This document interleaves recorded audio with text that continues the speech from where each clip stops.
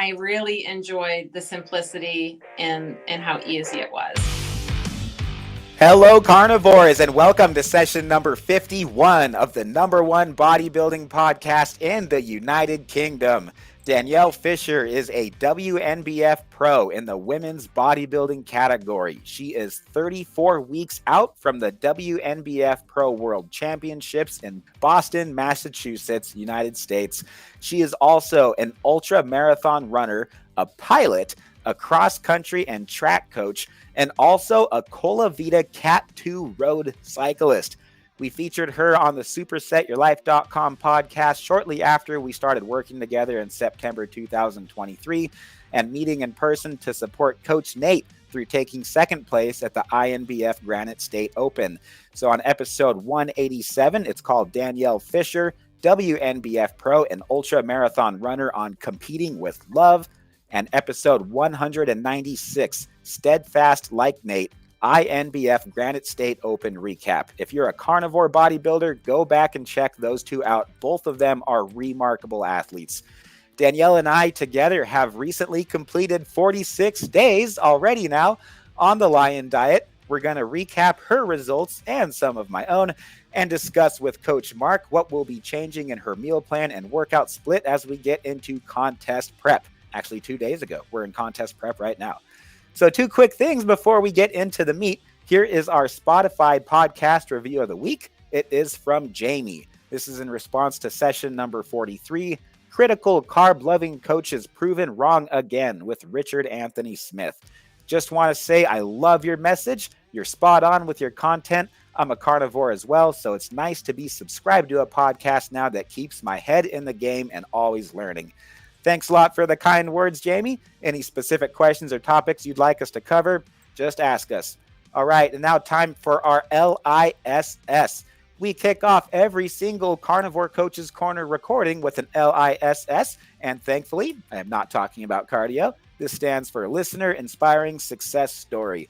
So this week's L.I.S.S is from Sarah Lawrence from Bellevue, Washington, United States. She was recently featured on the supersetyourlife.com podcast as well, where she tells the whole story. Episode 237, From Keto to Standard American Diet and Back Again with Sarah Lawrence. She is a keto carnivore bikini competitor, since so many people are saying these days that keto is unsustainable. I thought I'd ask her whether she's found that to be true or not. Keto has tremendously impacted my life in so many different ways for the better. I was actually first introduced to keto being raised in a keto household. Then when I moved out, I assumed a standard American diet where I put on unhealthy weight. I had poor circulation and I was experiencing fatigue. And so in 2017, I decided to recommit to keto, and I lost 15 pounds within the first year just doing the diet alone, and experienced improved cognitive function. I was able to focus on tasks much better throughout my day. I experienced sustained energy throughout my day and didn't have that blood sugar crash during my day, and my circulation improved. So all in all, really changed my life for the better, and made me less dependent on food throughout my day. And then in 2018, I introduced weight training. So I lost another 15 pounds after that, and was able to build muscle while being keto.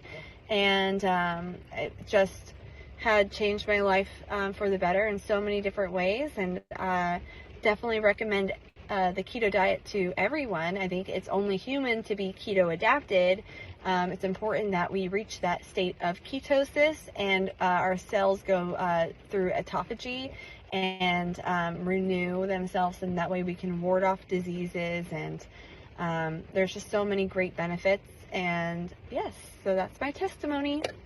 And I can't believe I didn't think of this until now, but she is actually planning on doing the same competition as you are. One of them, that is. That's the Open Natural, Danielle.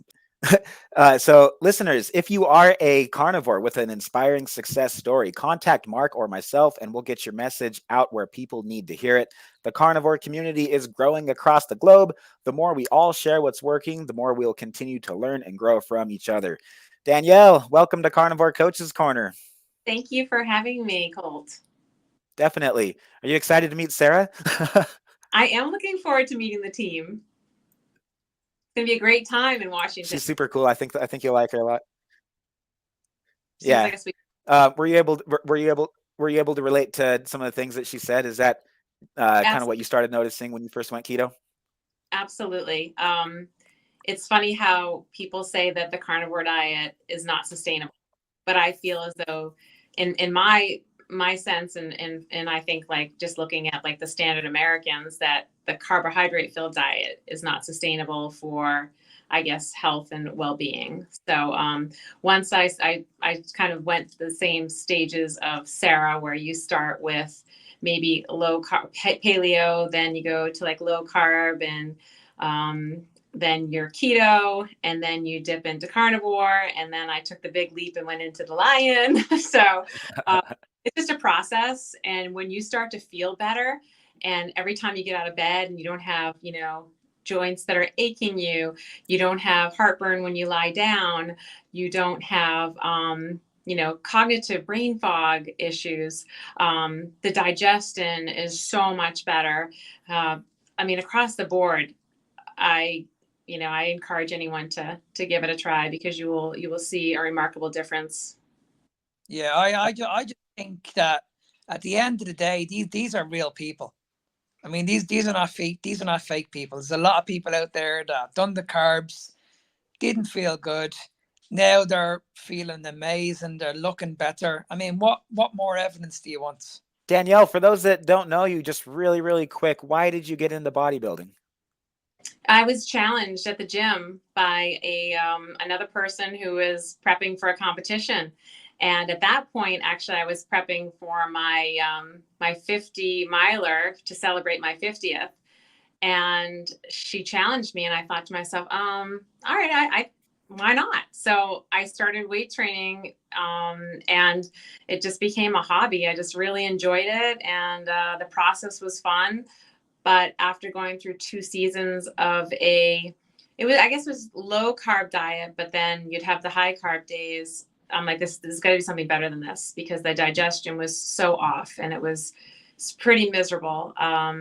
So yeah, I got started from a challenge, and it became a bucket list to a hobby. And you are also tell me more about your cycling. That's something that you and I haven't really discussed a lot before. So about 15 years ago, I was into triathlons, and I went to Loudon Speedway, which is a racetrack near Concord, New Hampshire. And I just went there just to go ahead and get some training for my triathlon. And I really didn't know much about road cycling. And I was with, like, majority was probably 50 men, and there was like 2 women, me and some other girl. And I just went to the front, and I was like, this is so much fun. And I was just pulling this big group of cyclists around this track. I had a ball. And she came up to me afterwards, the other cyclist, and she's like, do you want to be on my team? I'm like, team? What are you talking about? And so she invited me to try out for this team called Colavitta, which was a regional team. And we had a ball. We did a lot of rides together and a lot of races. And I did that for a couple of years, and a lot of group rides, and had a lot of fun. Yeah, it was a good time. Wow. I have a consultation coming up later this week with a gentleman that he and his wife are both new to the carnivore diet, but he does long distance bike rides like all the time for insane distances. And I don't know how long they are, but he's an endurance bike athlete. And the pictures that I've seen of him, he looks great. He looks like he looks like he's a professional. Anyway, the short amount of time that we've been talking so far, he's been very, very concerned about giving up carbs and not being able to be an endurance athlete without having carbohydrates. And so Of course, I sent him our interview with Richard Anthony Smith, because I think he's somebody that like basically just completely buries that excuse from every single angle and shows what's possible to do with nothing but red meat, water, salt, and how that like could even be better. And in his opinion, it is better and it does work for him. What would your advice be to somebody that's a marathon runner or an endurance athlete that is wondering, am I gonna lose any of my performance if I stop eating carbs and if I go keto? So last summer is when I was kind of going in and out of using the carnivore diet, and I actually I did a very long hike, which takes right around 9 hours. It's the Presidential Traverse. We do it every year. It's our family tradition, as well as this other loop, which was 30 miles, and it's called the Pemi Loop. And it's it takes, that one's 13 hours. And at that point, I wasn't fat adapted. So I did have to supplement a little bit with carbohydrates, because I was feeling like at different points of the hike that I was really having an issue, like kind of shaky. So I guess what I would recommend is to become fat adapted. I think I started like 100%, like no carbs at all with you. And it took probably, like, I would say 12 weeks for me to become fully adapted, where I'm in ketosis, even if I have a lot more, like a protein meal, a bolus of protein. I think before I would come out of ketosis, because then I would go into gluconeogenesis. But now I can easily sustain my ketones, even if I had a higher protein meal. So I think giving yourself that 3 months to go ahead and transition 100%, because I think for me, I used to have polycystic ovarian syndrome, so I'm insulin resistant. So my body really liked to burn sugar. So it took me 12 weeks. I mean, some people can, I think my husband can adapt quicker because he doesn't have the insulin resistance that I had. But giving himself, 12 weeks to fully adapt, and then starting out by like, okay, I'm going to go out for 45 minutes, I'm going to go out for 60, and just kind of building on your length of your ride or your run or any type of endurance event. I think that's just a process of your body trusting that you can make it through, just adding time to your endurance segments. Yeah, I think a lot of people just don't give this kind of eating enough time. Like you said, you need to give your body time to get fat adapted, so your body's running its energy off fat. And if you're only doing it for a couple of weeks, then obviously you're not going to see any benefits whatsoever. I just felt that when I used to do the running, and I used to be into cardio and stuff like that, I just got very, very bloated. When I was relying on carbohydrates, I'd still be tired. I'd be exhausted, and my energy levels wouldn't be as good as what they are now. I know when I am fat adapted, I can rely on my energy sources a lot quicker and a lot more reliable than carbohydrates. Yes, people, what is happening? Hope everybody's good. So, if you're on TikTok, make sure you're following us on our account, Carnivore Coaches Corner. TikTok is flooded with fake coaches that give out horrible advice, shit advice concerning your health. If you don't believe me, get a load of this. When you're in ketosis, you have more energy and less craving. Right? That's why I do it too. Don't do that. Keto, it will do the exact opposite. You're eliminating carbs. Carbs are your energy source, and you're eliminating a whole macronutrient. You're gonna have a lot more craving. Plus, on keto, you're only eating protein and fat. That's like the most unhealthiest diet in the world. Time out. Dude, your advice is as bad as your grammar. Amino acids and fatty acids are both essential for life. How does that possibly make a diet unhealthy? Glucose is the only essential carbohydrate, and our liver is responsible for making the small amount that we do need from protein and fat, even body fat, aka ketosis. Unrefined carbohydrates are the healthiest foods on the planet, and they're our energy source. So do the exact opposite if you want to get more energy, if you want to lose body fat, if you want to eliminate cravings. Eat carbohydrates that are high volume, low calorie, like fruits, vegetables, whole grains. And also follow me for more. Okay, bro, I'll follow you if you really want me to. So the next time that you post a video where you're spreading misinformation, you're bashing other good coaches like that keto girl, and you're using the hashtag keto sucks, I'm exposing where you're wrong. Make sure you give us a follow over there, okay? We also post meal prep videos, workout tips, and tips from top carnivore doctors and nutritionists from across the globe. Now back to the show. So what made you so curious as to give the full-on lion diet a try? So I am Catholic and I celebrate Lent, and I was thinking about something that I could do for Lent that would be a big sacrifice. And with my big family, because really my husband is keto carnivore, but my kids are not. And I thought, you know what? I have to make their meals, but I'm going to go ahead and build the habit of disciplining my body and mind, and just have meat, water, and salt. And so on Fridays during Lent, I fasted. But I knew it was going to be a sacrifice that I felt like I was ready for. It detached myself from, worldly pleasures. And, my son's birthday was actually the first week of Lent. And I got him an ice cream cake because that's how we used to always celebrate. And that was tough. So I think I told you before, it's okay to do hard things. And I felt like this is something that I wanted to sacrifice and I guess a type of an act of a worship for God. I'm so glad that you said that quote.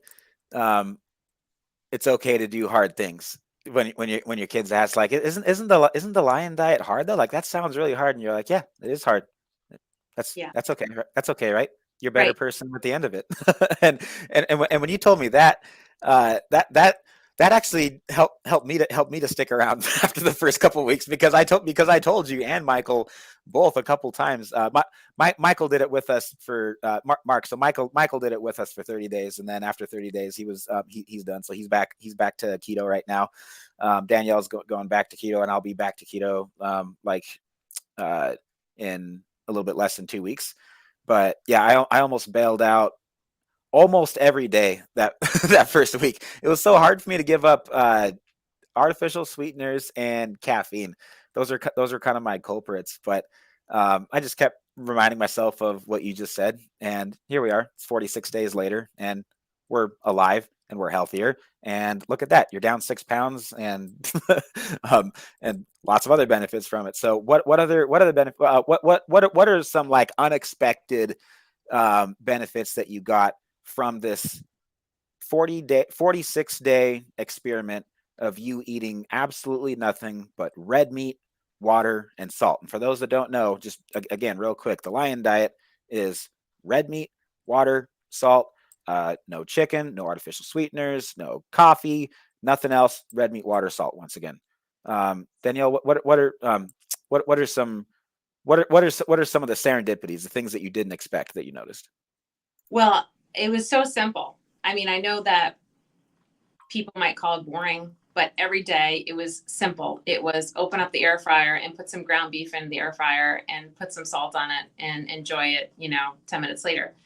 So I loved, and I didn't expect it to be that simple. There was no food prep. I mean, I would pick out my scale and measure it, but so I really enjoyed the simplicity and how easy it was. I didn't think I was gonna be able to stay in ketosis because I thought that I was having too much protein. I was in ketosis the whole entire time. Sometimes I was only putting out 0.5 millimoles, but I would get up to usually 1.5.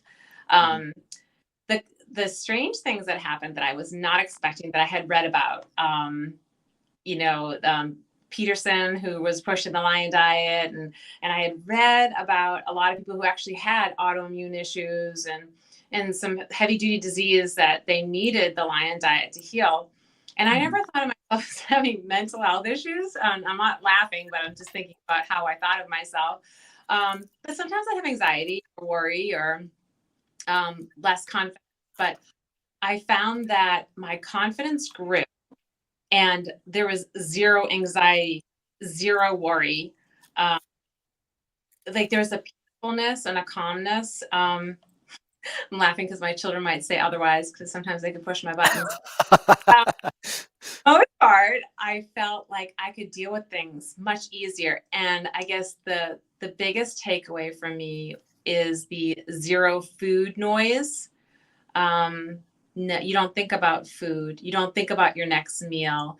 You don't think about cravings because the biggest, I guess, sacrifice for me was eliminating the artificial sweeteners. I put stevia on everything, like everything. It was like 2 stevias in a coffee, 2 stevias in a. Every non-carnivore keto coach in the world is clapping right now for you. I was with the other the coach previous. It was stevia on celery, cucumbers, like ridiculous.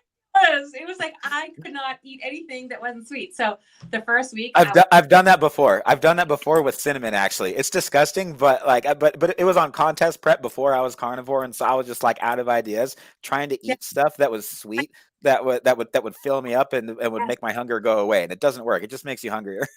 Right. And that's did make, and I also chewed gum 24/7.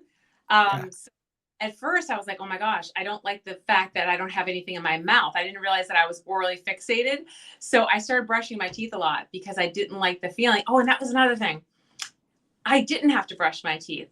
I had zero plaque tartar buildup, not once. Like I would look to scrape out my teeth. I'm like, there's nothing there. Like I could actually probably have gone 46 days without brushing my teeth and been totally fine. There is no garbage on your teeth when you only have a lion diet. Really cool. Yeah. You don't need to go to the dentist if you want to. So yeah, those were some surprises. Right. Going back to what you said about the chewing gum, I remember when I was on a really, really strict diet, I was just pretty much eating protein, and I wanted to get down to as much body fat as possible. And I had a little bit of fat in there, and I wanted to remove all the carbohydrates. And I didn't know anything about chewing gum at all. And I remember I used to eat chewing gum every day, and I'd be like, these are fine. These will keep me full. And I remember looking at the back of the packet, and per 100 grams, there was like 40 grams of carbohydrates in them. I was like, oh my God, I eat these every day. And I thought I was getting away with not eating any carbohydrates. Right. Yeah. And then it makes you have gas too, just like for no reason. You're like, I didn't even eat anything, but your stomach thinks you ate something, and so it starts trying to digest something that you never ate. and your hunger levels are getting even worse because you think you're doing good, you're not eating any carbohydrates, but you're like, why am I getting hungry? Why do I still have those things? Yep, absolutely. Side note, Mark, personal question: are you Catholic? Yes. I figured so. Like, not to be stereotypical, but just because you live in Ireland. So I'm not Catholic, but we all worship the same dude. So I was raised Lutheran, actually, which the joke is it's like Catholic light. But just further clarification on the lion diet while we're on that note. Leviticus chapter 11 verses 1 through 8 is actually the definition of the lion diet. So here you go. The Lord spoke to Moses and Aaron, tell the Israelites, you may eat all these kinds of land animals. You may eat any animal with divided hooves that chews the cud. But among the ones that chew the cud or have hooves, you are not to eat these. The camel, though it chews the cud, does not have hooves. It is unclean for you. The hyrax, which is like a rabbit, I think, though it chews the cud, does not have hooves. It is unclean for you. The hare, so also like a rabbit, chews the cud, but does not have hooves. So that's unclean for you. The pig, though it has divided hooves, does not chew the cud. It is unclean for you. Do not eat any of the meat or touch their carcasses. They are unclean for you. So this is not saying to do the lion diet, although there might be some implications here. So for more on that, make sure you're listening to the supersetyourlife.com podcast, because Carnivore Josh and I are actually going to go into quite a bit of detail on a video that he recently did on what the Bible says about what a proper human diet is. And so I got tons of questions for him. We'll be sorting that out over there. But essentially, what does that mean is a green light? Beef, goats, sheep, lamb, obviously, bison, deer, right? Venison, like these are all what your options are when you're on the lion diet. And so For most carnivores, the transition from a standard carnivore diet, or for what most people do as a carnivore diet, is eliminating like cheese, bacon, and butter. And so for those of us that like to have our steak and butter, Danielle, was that something difficult for you to let butter go, having steak with butter, and switch it to tallow instead?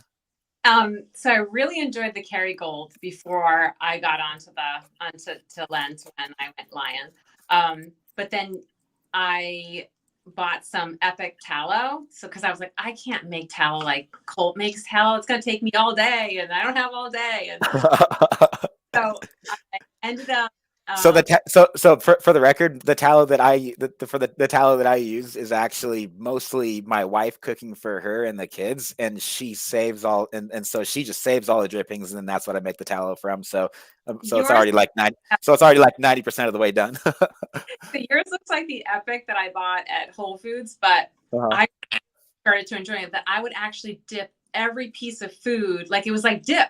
And I would dip my burger pieces into the tallow. And I'm like, yeah, this is so amazing. So my kids watch me and they're just like shaking their head at me, like, really? I'm like, oh, you have to try this.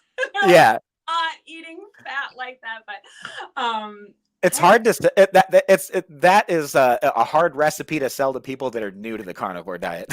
you have to have been on it for a while to appreciate it, because like you and I were talking about it on our phone call over the weekend. I mean, your taste buds change the longer that you do it, and the more that you cut out everything else that's processed, then all of a sudden steak, like, it tastes like candy. Like, it's hard to describe, but it's like when people are like, why is it like seriously, it's been over a year, Colt, since you've had one meal with carbohydrates at all? I'm like, yeah, like it's been forever, and I don't miss it, because steak tastes like candy now. Right. Absolutely. And I think I don't even think I will go back to any type of spices besides salt. I only salt my food now. Me too. And I did start on butter on Monday in my coffee. And I do like a little bit of butter in my coffee, because I still am not I'm not a black coffee drinker. I'm only doing decaf though. I didn't go back to the caffeinated stuff. But I'm missing the tallow. I'm like, I thought that I was going to be really excited to have the Kerrygold butter, but I'm like, man, I think I want to go back to tallow, because I really enjoyed it. It's just like the texture and the taste, and so.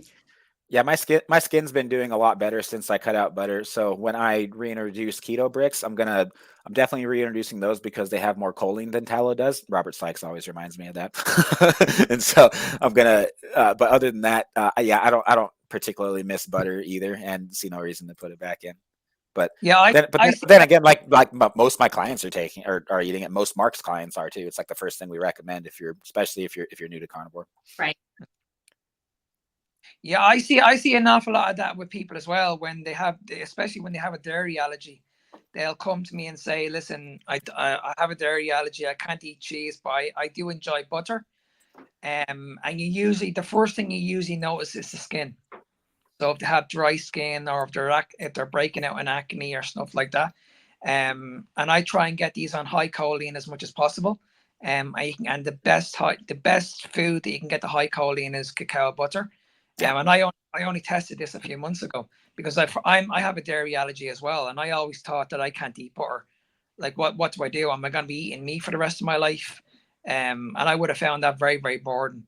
So I had to find an alternative pretty quickly, a good fat source, because I didn't want to rely on olive oil or coconut oil or avocado oil. I wanted to find something that was going to suit my gut, and I was actually going to enjoy it. And it was actually through the keto brick. I was like, okay, what's cacao butter? I've never heard of it. I don't know if they even sell it here. So I looked online, and I saw a company that sells it, and I was like, okay, I might actually give this a go, because there's no dairy in it. And I might actually make my own keto bricks. So that's what I did. Brought it in. Never had one issue with my stomach. Never had one issue with my skin.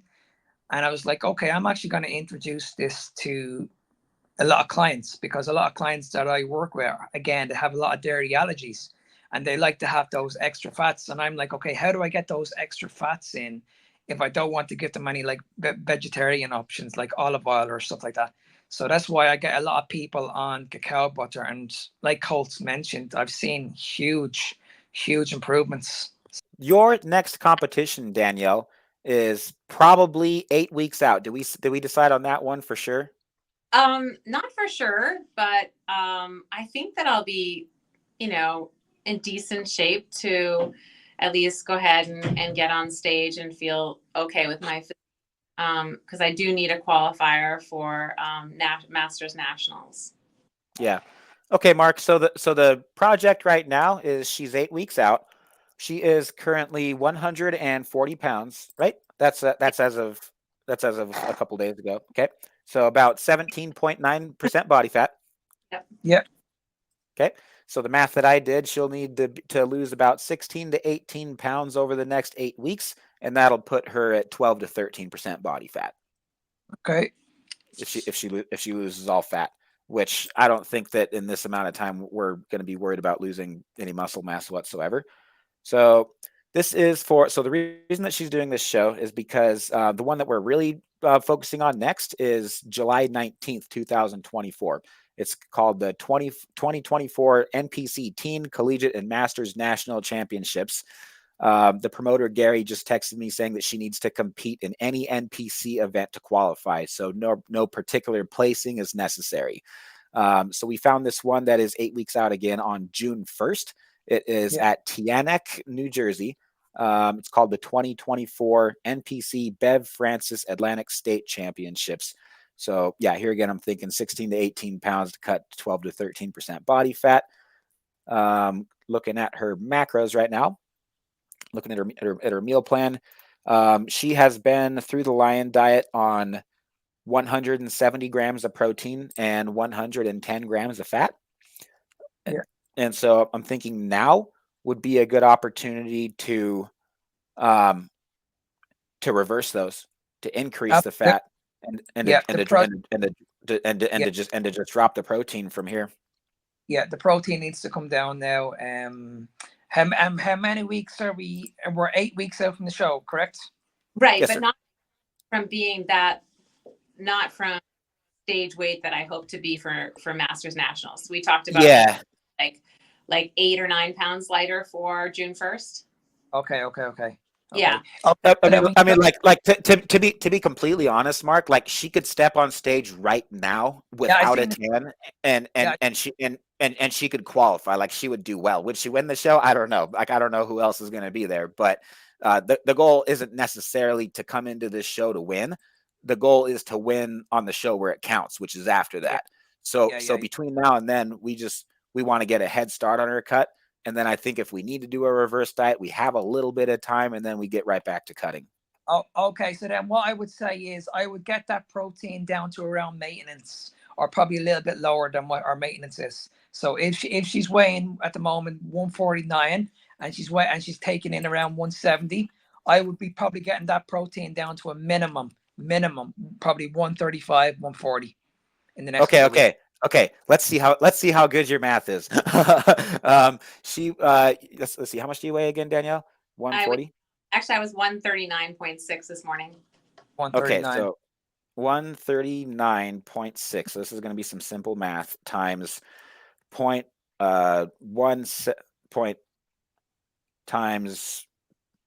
0.178. So that's going to be 24 pounds. So essentially she's carrying 24.8 pounds of body fat right now, which I'm going to subtract from her weight, her total weight, 139.6. So that brings us to 114 lbm. Yeah. And especially Mark, see, you nailed it. That's how good Mark is, just like right off the top of his head. So 114 lbm.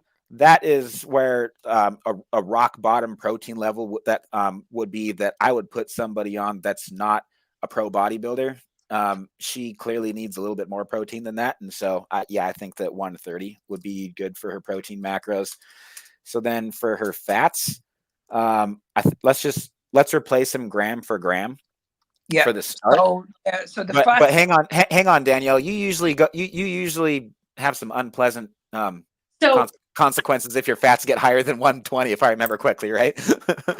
Initially, but I don't think I'm going to have to anymore. I think that because now I'm 100% fat adapted, and I did fat during during the lion diet with dipping all my food in tallow, I think I'm going to be okay. That's what I was going to say. I don't think Danielle's going to have any issues whatsoever in going to the room because she's fat adapted. I don't think she's going to have any issues. But I wouldn't, if I look at the macros right now and she's on around 110 fat, then yes, we need to start bumping those fats up pretty quickly also. And I think the end number before she steps on stage, we should be at around another 25, 30 grams added before she steps on stage. Okay. I got her protein at 130 right now, and that's 40 grams of protein less. Okay. Yep. Here's how we're gonna do this. Danielle, let me know how you feel about this. Okay. But I'm gonna take those 40 grams of protein and I'm gonna swap them out for 40 grams of fat. Okay. That will make it so that you are consuming more calories. I just want to be on record saying that because I've had so many people that are just like, law of thermodynamics, bro. It's calories in, calories out, calories in, calories out. We will disprove that right now. You will be down 40 grams of protein. You will be up 40 grams of fat. You will be consuming more calories, and this will get you and this will get you down two pounds in this next week. I promise you. Yeah. Okay, I'm excited. 100%. And see, the thing is, we don't want to make sure you're starving going into that show. You should not be getting where you're going to retain a lot of water. So that means that we need to make sure that you're not. If we increase the protein, that's going to increase gluconeogenesis. We want to stay away from that. We want to keep you fat adapted. At this stage, we're not focusing on building muscle. It's just about stripping off as much body fat as possible. So you need to be pretty much, your fat need to be really, really high. That's the key. That's right. Yep. Especially if you're a natural bodybuilder. If you're not a natural bodybuilder, you can forget everything I just said. But those fats being that high this early on, this will pay off, and you will be thanking yourself over the next couple weeks that you did this. Now, that being said, if you're trying to eat that much fat and it's just like killing you, like, do it the first day, but second day, you'll let me know if things don't go well the next morning. Knowing you. I'm pretty honest, aren't I? Yeah. Well, we have to be. Like, I hate talking about bowel movements. I hate talking about like who's at what time of the month is for our female athletes, but it's like, whatever. It's like, it's part of the job, right? Yep. Stuff that we got to talk about.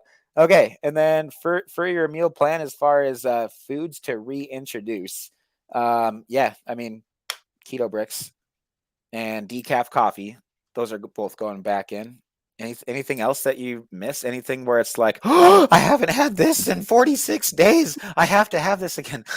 So I have been doing decaf coffee, and I have to tell you, the happiness and the joy I get from it. Like, I'm excited to wake up. I'm excited for my work. I'm excited to get home from the gym. It is like, because that was another challenge. My husband would be sipping and making a sipping noise on the way to the gym, and I'm smelling the coffee, and I would get so upset and irritated with him. I'd be holding my nose all the way to the gym.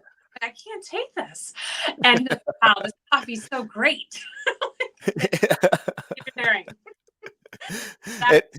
So I'm doing decaf, and I'm absolutely loving the smell, the taste, the warmth, all that. It's all good.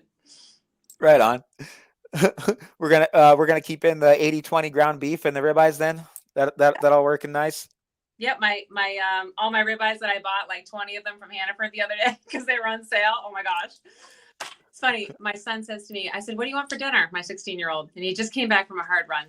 I'm like, "I can make you ribeye." He's like, "Oh, I love that." So he goes to the shower, and I tell him, dinner's ready. He's like, "I'll be down a little bit." My husband and I started cutting into the ribeye, and we're both like, "Oh, this is so good."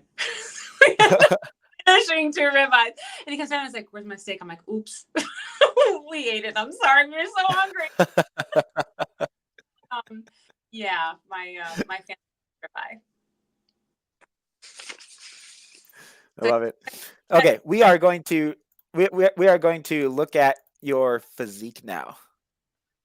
and figure out what figure out how your training should change from your last workout phase. So, Mark, this is her front double bicep. If you are listening, you'll have to go to YouTube or something so that you can see the video. But yeah, so left picture on the left is start of the Lion diet. Picture on the right is after the Lion diet. The notes that I made were for weak points. We got glutes, front deltoids, and upper back. So we'll have to look at her back double bicep pose for those.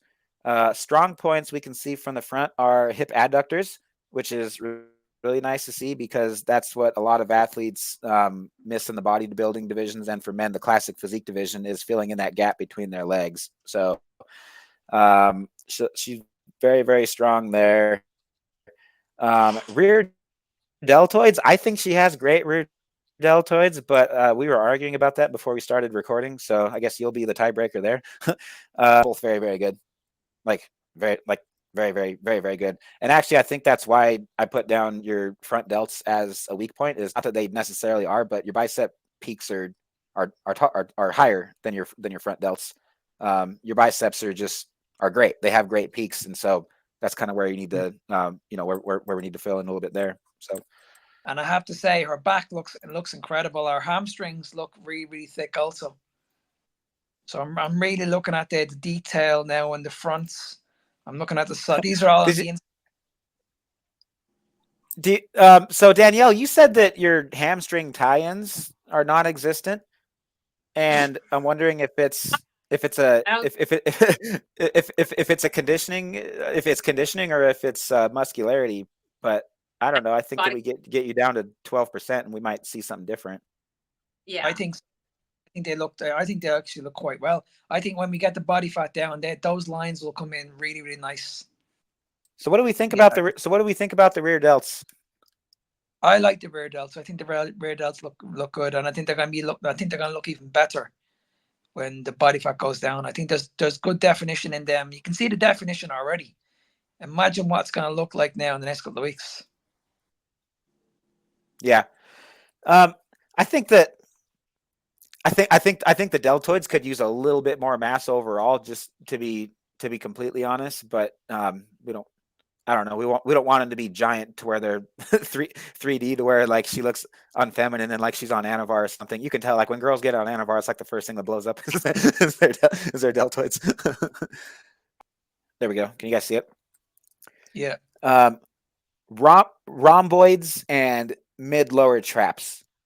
That's something that I think that we can build. So I'm gonna look at her back day right now. She is, for her current back workouts, she's been doing legs 3 days a week, and she's got an upper body A and an upper body B. So essentially a pull day and a push day. So we've been training with very, very similar splits because I've been training legs 3 days per week for quite some time, and upper body twice as well. It worked particularly well for Leo too. As a matter of fact, his legs blew up over the winter. But anyway, her pull day is she does her normal warm up, Mark, like you normally have me do, and then she's doing banded bicep curls, single arm straight single arm lat pull downs, the ones that you taught me at Body Shop, like the day that you competed. And then for straight sets, she's doing dumbbell bent over shrugs. She's doing one set of those. This is all high intensity, low volume. So essentially she's doing a couple warm-up sets and then just one failure set of all these exercises. She does T-bar rows. And so that was my last strategy to focus on her upper back. And then lat pull downs, she's using a close neutral grip after that. Kneeling reverse pec decks, the way that I showed you how to do it at Body Shop. And then straight bar spider curls for the peak of the biceps, and then seated hammer curls alternating for the brachialis. So if we want to focus more on upper back mass, I mean, like the most obvious way to directly target it would be some sort of a heavy deadlift. But with her being on prep right now, especially with like having a competition very soon, I do not feel comfortable about that, nor do I think she does. Would you, Danielle, feel comfortable doing heavy deadlifts? Probably not. If that's the recommendation, okay. The only thing I would recommend if you want to hit if you do want to hit the upper back and you want more thickness, instead of just doing a deadlift from the ground, we could probably add in a partial deadlift. Probably go time under tension. Yeah, or rack pulls for if we're gonna have it on a back day. Her primary exercises on her previous phase before that was drag curls and rear deltoids to start, then cable curls with her reverse grip, and then her back exercises after that are single arm straight single arm pull downs again, incline bench pull downs, easy bar horizontal shrugs, and then seated cable rows with a neutral grip. So we haven't really done a lot of heavy like row type exercises, and I'm thinking something like a wide grip barbell bent over row might be a good idea, because that's a good complement to the T-bar row. Those are both very similar exercises that target similar muscle groups, and if we want to focus a little bit more on her rear deltoids, then I think that would be a good one to put in. But that should definitely be like after she's done. It's a dangerous exercise to do a barbell wide grip bent over row. It's very, very taxing on the lower back. So we'll put that towards the end of your workout, Danielle. And as far as your lats go, your lats are great. And do you guys do a lat spread? You haven't sent me a lat spread, but is that going to be something that they ask for? I forgot on women's bodybuilding, because I've been coaching mostly women's physique. Yeah, I think I'm going to be doing figure and fit body. They don't ask for a lat spread in those two categories. Okay. Because I mean, like, your lats are great for all these poses that we're doing here. So if we're going to focus on your upper back, then let's do that. I'm going to have you do some like mostly isolation work for your lats, but your primary compound lift is going to be a bent over row with a wide grip. Okay. How's that sound, Mark? The only caveat I would say is I think at this stage of her prep, I will be putting her basically on stationary exercises instead of overall compound exercise, because at the moment we're not focusing on building mass. We're just focusing on that body fat down and trying to basically shape up the muscle. And I think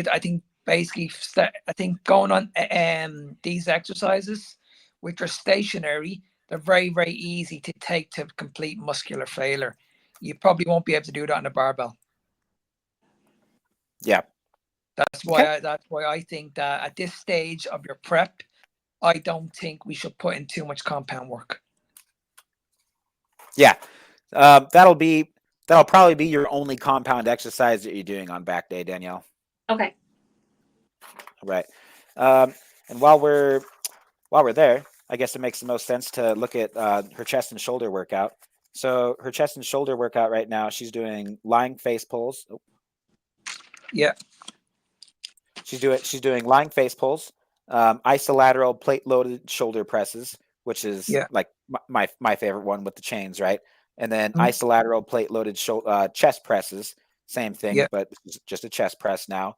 And then she's doing unilateral kettlebell upright rows for the side delts and for the front delts. I mean, really for the rear delts too. It hits all three of them the way that we're doing it. And then she supersets that with dumbbell crossbody tricep extensions. Perfect. Yeah, there's a good bit of shoulder work in there, which is good. Yeah, there's not a lot that really needs to change here. I mean, from here, I just think we can probably just go. I mean, because like it's been working great so far. Her body's just going to need something different. And so, what do you think, Mark, about just basically doing the same thing for the next workout, but just keeping it different variations of similar pressing movements? And so, like, you'll be doing a shoulder press from a different angle, essentially, Danielle. You'll be doing a chest press from a different angle, but I don't see any reason to change from what's been working. No, okay. I don't see any reason at all. Hey, podcast listeners, hope you're enjoying the show. Real quick, if you've never spoken with Coach Mark Ennis, what are you waiting for? He has changed my life personally, as well as coaches some of my closest family members. Check out what these three ladies have to say about their experience working with him. Hi, my name is Louise. I'm a client of Mark's. I've been with Mark a good while now. I want to look leaner, I want to look better, healthier. If I didn't have those check-ins with Mark, I'd be in a dark place. He is the person I tell everything to, because he is the person that's going to get me to where I want to be. I came to Mark unhappy with my bone density and body composition. Not only am I turning my life around, I'm actually now a better example for my daughters, for their futures. I look forward to continuing to work with Mark to keep getting stronger and leaner. So thank you very, very much, Mark. Hi, I started with Mark last April. At the time, I was stuck in a bit of a rut. I was eating heavily during the week and then binging at the weekend on wine and snacks and things like that. After meeting Mark, he explained to me exactly what I was doing wrong and why I wasn't losing weight. The fact that I was also menopausal wasn't helping the matter. So he set about setting up a plan that suited my needs. And from day one, I haven't looked back. I've lost all the weight that I wanted to lose.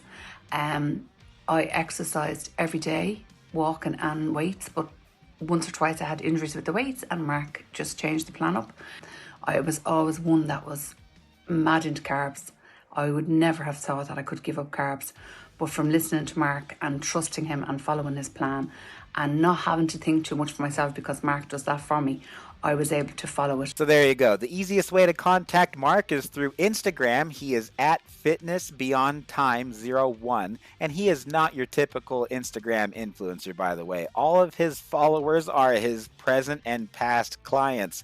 Follow his page and you will find nothing but quality educational content and testimonial after testimonial from people like you, just like the ones that you heard. No Instagram, no problem. Your life is probably better off without it. In that case, you can email ennismark93@gmail.com. There is one S, that is ENNISMARK93@gmail.com. Just tell him what your goal is and he'll definitely take it from there. Now, back to the show. I was just kind of mentioning, Danielle, at this stage, are you still holding strength has the strength gotten weaker? Not weaker. Good No. stuff.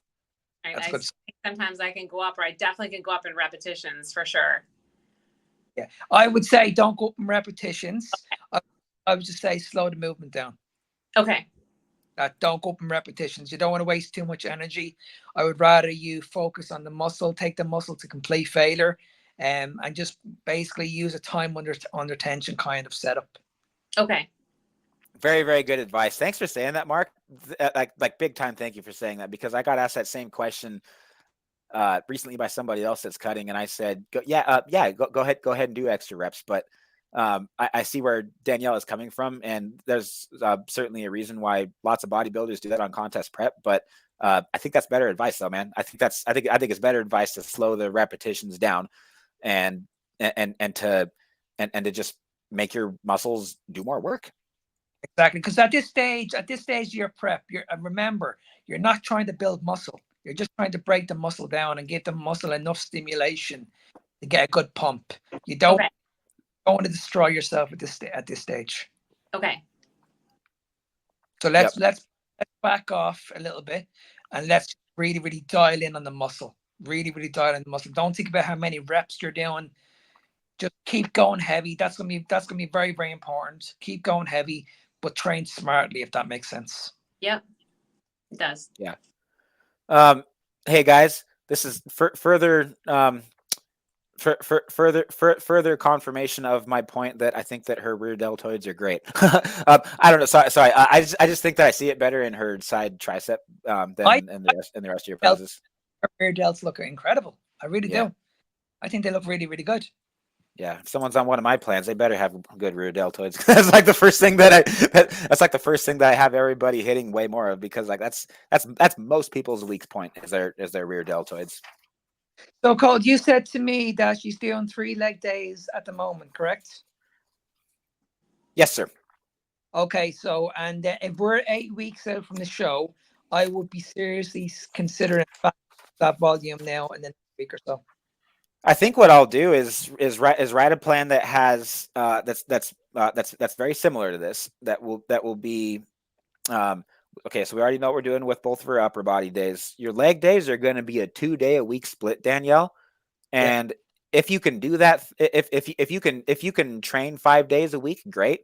If not, just stop training on that last day. That can be a posing and conditioning day, but if your legs are taking too much of a beating right now, that might be a smarter thing to do. These leg workouts are pretty short, Mark. They're four or five main exercises with one set per exercise Okay, per good. workout.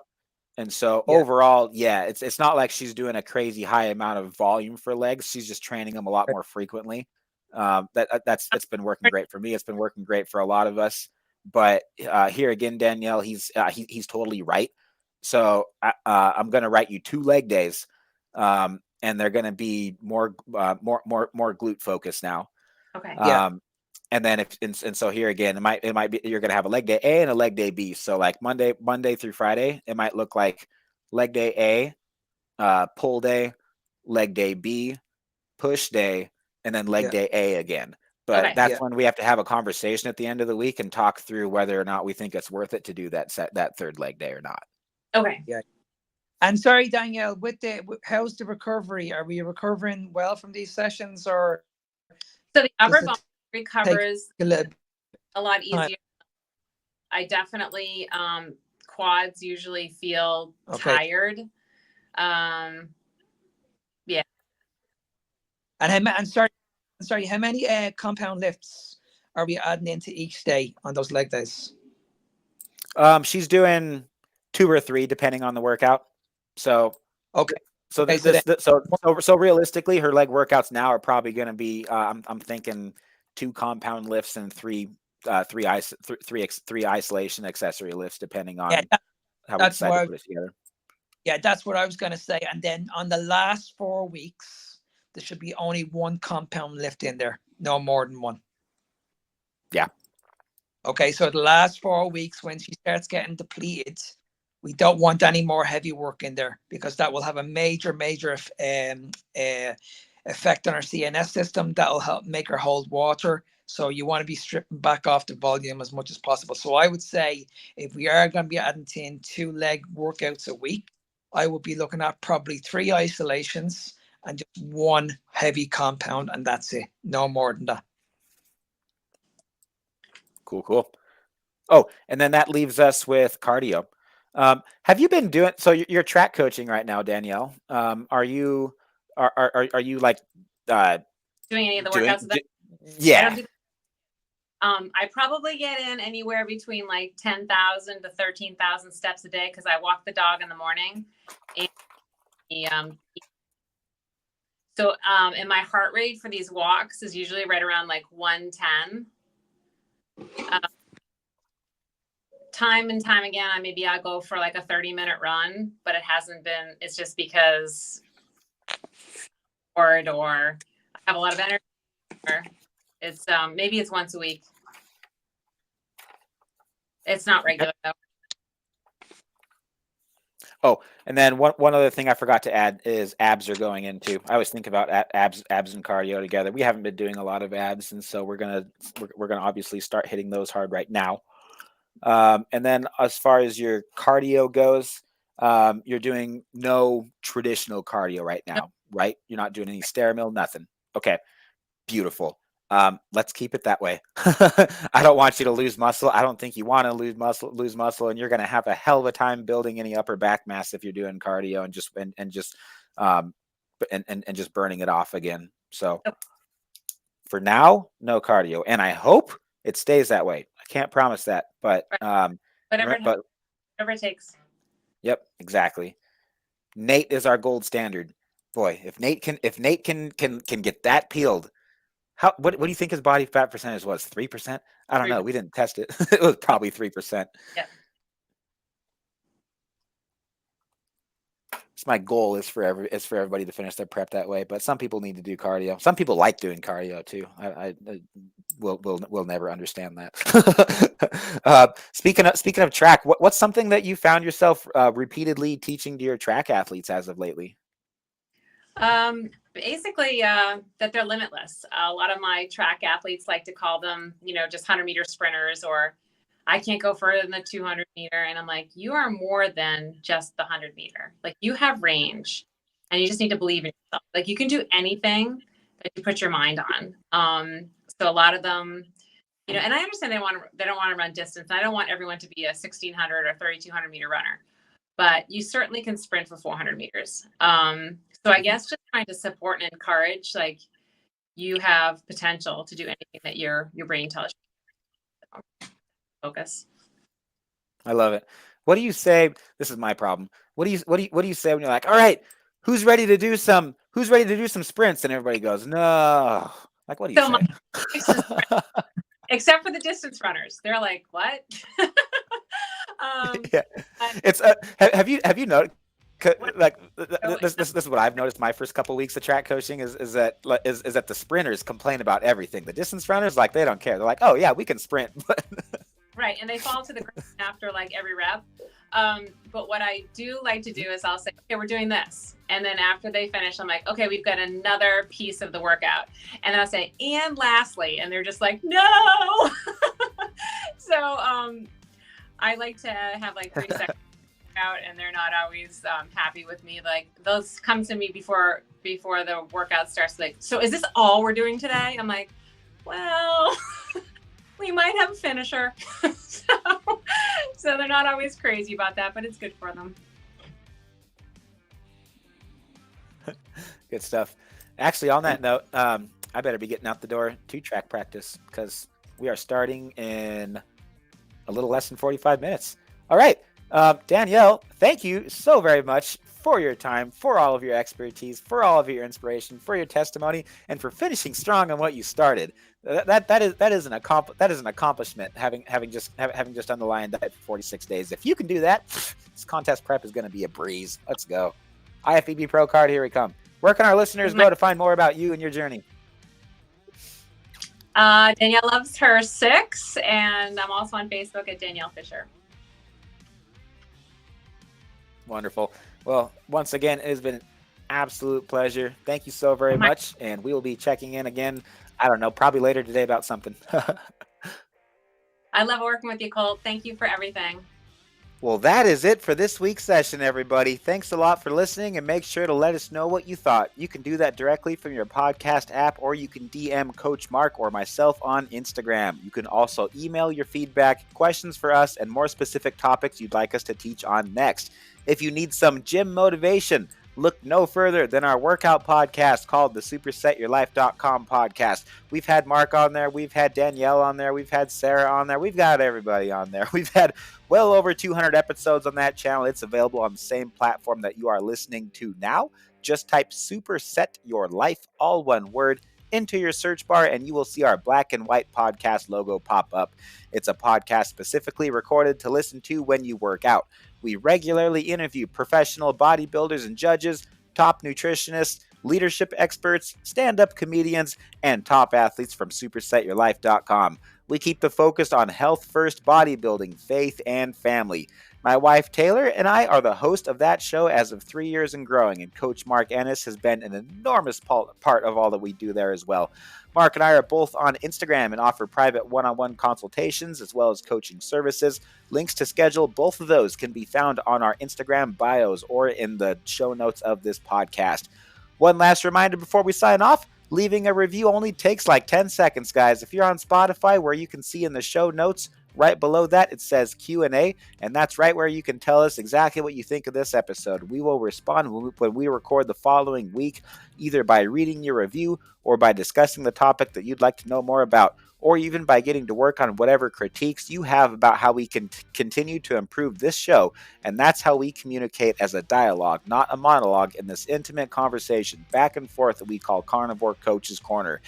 Share this with a friend if you found it helpful, and we will catch you next week for our anniversary episode. It's going to be 52 weeks in a row, an entire year that we started ago, and haven't missed 1 week. And so this has been such a wild ride. Thank you so much, everybody that's been listening, that's been sharing, that's been submitting questions, that's been writing reviews, guys. It means the world. We didn't know that we would get to the number one bodybuilding podcast in the UK in this amount of time. We didn't realize that our rankings would be, I think it's close to 100 now in the nutrition podcast for the United States. So seriously, it means the world. Thanks everybody for everything that you're doing. This has really become a community, and it's something that I love with every bit of my heart. So next week, session 52. See you guys there. Until then, eat lots of meat. Thanks a lot, and we'll catch you later.